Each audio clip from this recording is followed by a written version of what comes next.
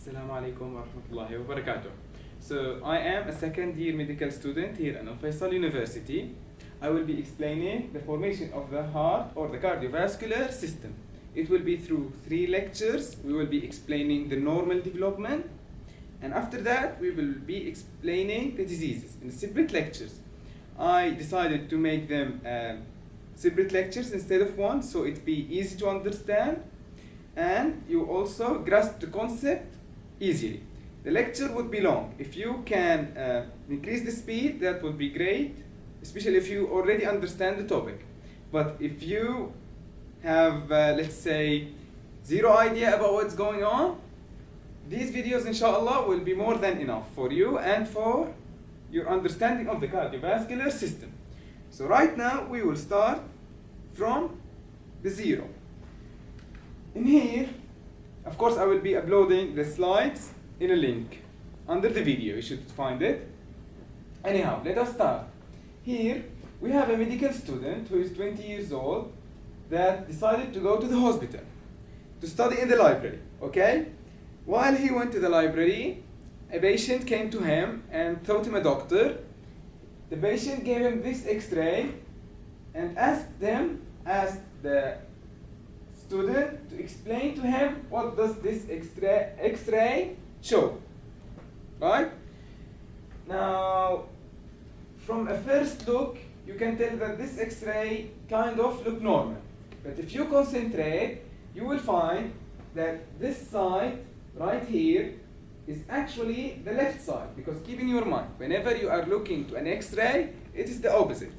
So your right side is actually your right side is actually the left, and your left side is actually the right. Okay? Now, in here, this is my right side. This is my left side. I got confused myself. This is my left side, and this is my right side. Of course, in any X-ray, you can find a cheating letter. I don't know if it's obvious, but here it's written R, meaning right. In other pictures, you would find L, meaning left. It's a cheating letter, but you should know the concept. So this is my right, so this must be the left. This is my left, this must be the right. Anyhow, I'm sorry for confusion. Let us continue. You can notice that the heart is going to the right. Now we all know normally the heart goes to the left, it's pointing to the left, but in this patient, it's pointing to the right. So this condition is known as dextrocardia. We will be explaining it slowly. Let's go on. Of course, this is the normal heart pointing to the left. But in this condition, the heart will be pointing to the right. Now let us start the lecture. Here we will be, in this part of the 3 lectures, we'll be explaining the formation of the heart and the venous system. So let us start. In this picture, you can notice a heart tube that is folding. But let us talk about how did it form? How did I get this heart tube from the beginning? We all know that at the end of the 3rd week, I had 3 layers. I had the ectoderm, I had under it the mesoderm, the green color, and under it I had the endoderm, which will be represented by the red color, right? Let us try to color them. Okay, great. And if you remember also from the 3rd week that we had areas where the ectoderm directly meets with the endoderm, and it would be at the ends, at the cranial end and at the caudal end. So as you can notice in the picture, this is the cranial end. Let's suppose that it is, and let us suppose that this is the caudal end. And you can notice that the mesoderm is sandwiched between them. So this area where the ectoderm meets with the endoderm will form my mouth, and it is in here, obvious as the oropharyngeal membrane. Okay? The other end is not shown in the picture, and it's not important for us in the formation of the heart. Now let us concentrate in here at the cranial end. let me use other color. So this is the cranial end, and where they meet is the omphaloenteric membrane, or omphaloenteric membrane, or the mouth. It's the future mouth. Now please focus with me. In this diagram, we can see that the mouth is at top, and the other end will form for me the anal canal, which would be the lower end. Okay? We said that the mesoderm is sandwiched between them. Now what is obvious in this picture is that the tube is above the oropharyngeal membrane. In other words, my heart, or the heart tube, is above my mouth. So how did that happen? Actually, what's going to happen is, if you remember well the third week, the mesoderm will be split to two layers, right? Splenic and splanchnic. Now cells from the splanchnic layer, or the layer that's adjacent to the endoderm, will go and travel cranially until they reach the oropharyngeal membrane. Now when these cells reach the mouth in here, they want to go more up, they want to go above more. The only way they can do that is by going around the oropharyngeal membrane, or in this picture, around it. So they will be going from the sides, from the right and from the left. They will migrate above it, and they will meet above the oropharyngeal membrane, as it's clearly shown in here. Now after they meet in here, they will be like migrants. Now when all of us travel to a new country, we start looking for individuals that are like us. They have the same nationality, or the individuals that speak the same language, or they look like us. In simple words, these cells, the splanchnic mesodermal cells that migrated from the mesoderm above the oropharyngeal membrane, will be doing the same. They will start clustering because they want to be together. Now when they cluster, they will not cluster in one group.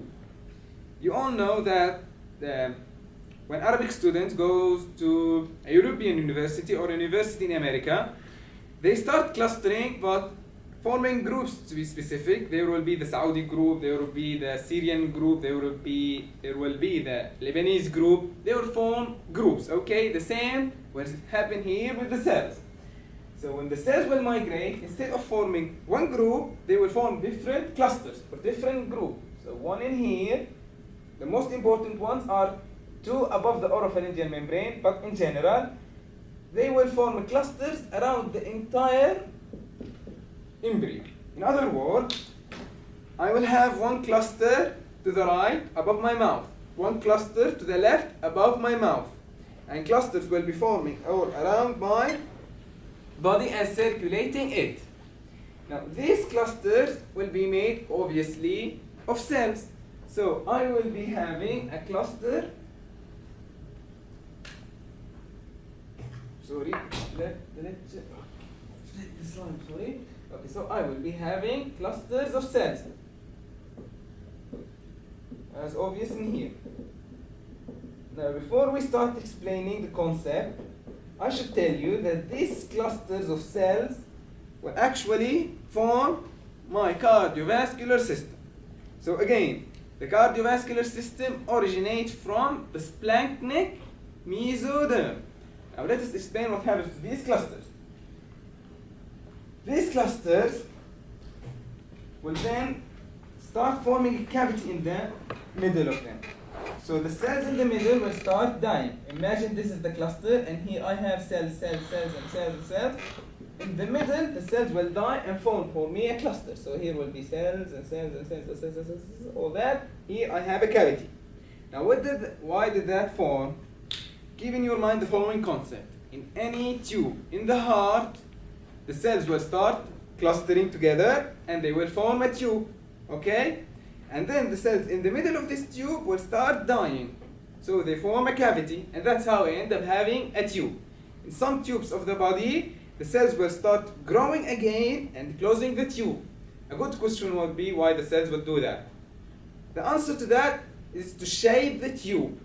to the thickness that is required, and the direction, the look يعني, or the anatomical position or the anatomical formation of that tube.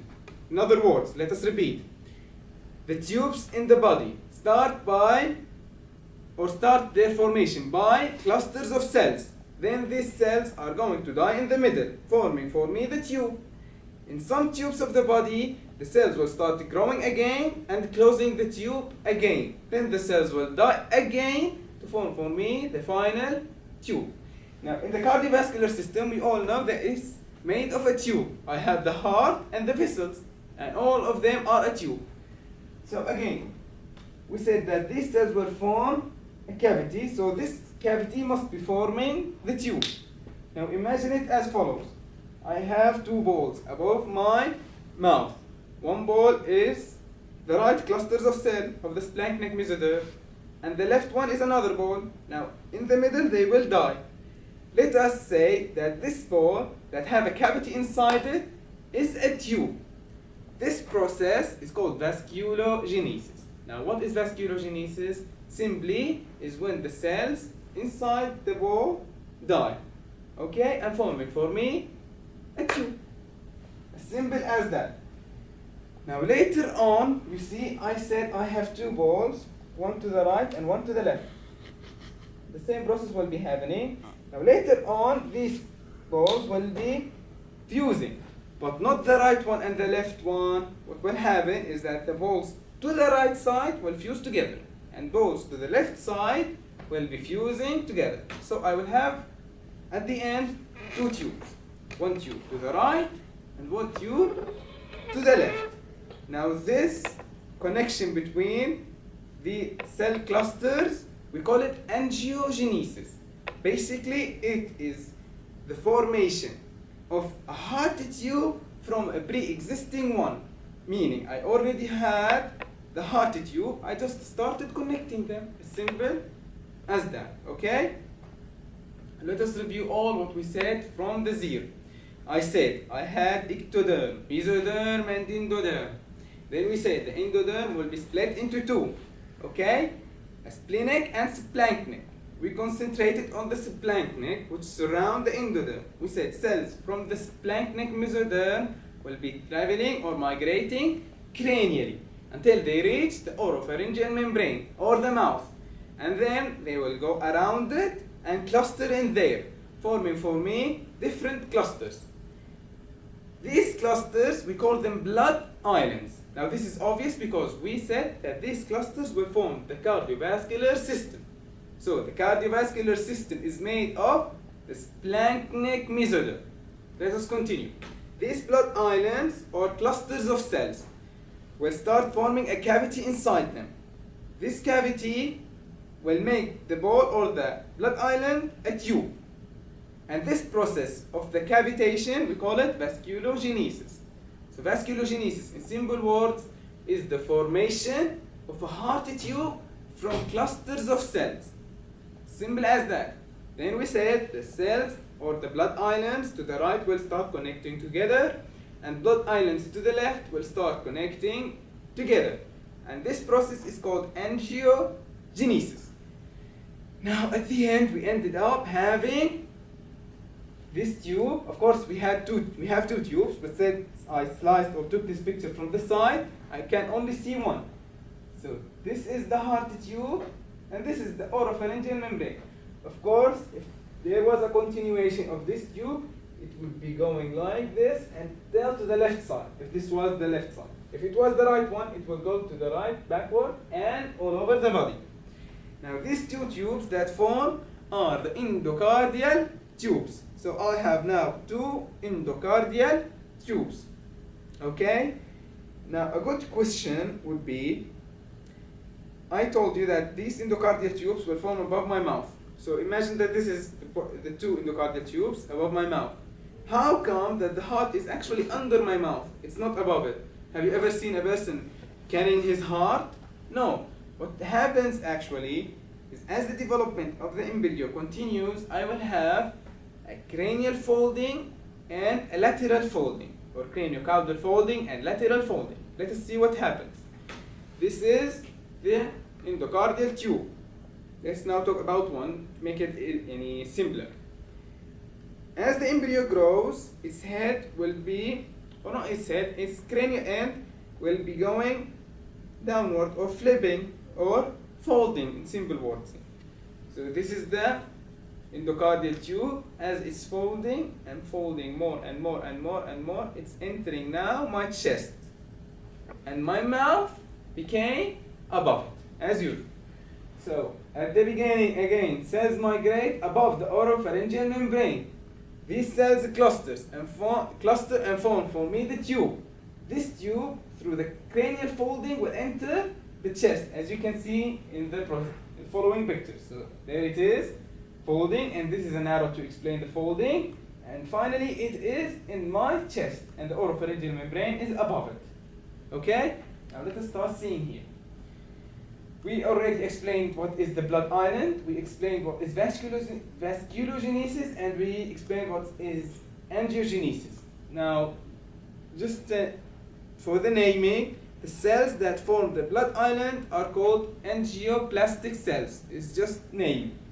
But here is an important note. Let me explain it.